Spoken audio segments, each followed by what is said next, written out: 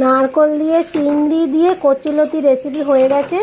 তো এটা এবার নামিয়ে নেবো। বন্ধুরা এই যে নামিয়ে নিয়ে এসেছি, আর খুব সুন্দর হয়েছে, খুব সুন্দর হয়েছে। তোমাদের দাদাকে এবার ভাত দেবো। আর এই দেখো ভাত হয়ে গেছে, তোমাদের দাদাকে এই যে ভাত দিচ্ছি। তো এই গরম গরম ভাত এইমাত্রই নামিয়ে নিয়ে এসেছি, দোকান যাবে।